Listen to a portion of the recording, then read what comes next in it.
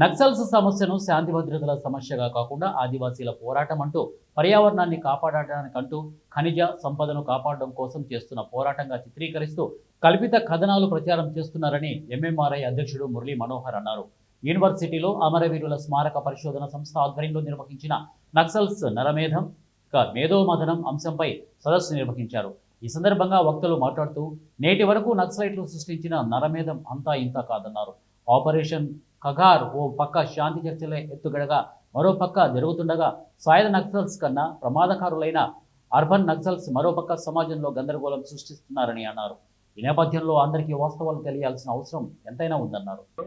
వరంగల్లో నేను చేసిన 3 ఇంపార్టెంట్ పోలీస్ స్టేషన్లలో ఒకటి ప్రొబేషనర్గా 1948 నుంచి 52 కమ్యూనిస్ట్ స్ట్రగుల్ ఉన్న పోలీస్ స్టేషన్ ఒకటే ఉన్నా కూడా పోలీస్ క్యాంపులు డబ్బున్న వాళ్ళని దోచుకోవడం పంచినారు లేదో కానీ అటువంటి వాతావరణంలో మేము పోలీస్ క్యాంపులు పెట్టేవాళ్ళం. అక్కడి చరిత్ర ఏమంటే అక్కడి ఒక ముస్లిం సబ్ ఇన్స్పెక్టరు రజాకారులకు సపోర్ట్ చేస్తే మీరు వినే బైరాన్పల్లి ఉస్మాబాద్ కాకుండా పోయిన ఏరియా ఏరియాలో ఒక దిక్కు వరంగల్ దూరము, ఒక దిక్కు మెదక్ హెడ్ క్వార్టర్ దూరము, ఒక దిక్కు కరీంనగర్ దూరం. జీవనోపాధి కల్పిస్తున్నారు. 1000 కోట్లు కేటాయించారు దీని కొరకు. 3000 కోట్లతో అభివృద్ధి పథకాలు ప్రకటన చేశారు. ఎక్కడ ఒక ఛత్తీస్గఢ్లోనే. ఇవన్నీ ప్రజలకు తెలియడం లేదు. కనుక ప్రభుత్వము అక్కడికి వెళ్ళి వీళ్ళని కంపెనీకే పోలేదు. డెవలప్మెంట్ కొరకే ఇదంతా నడుస్తూ ఉంది.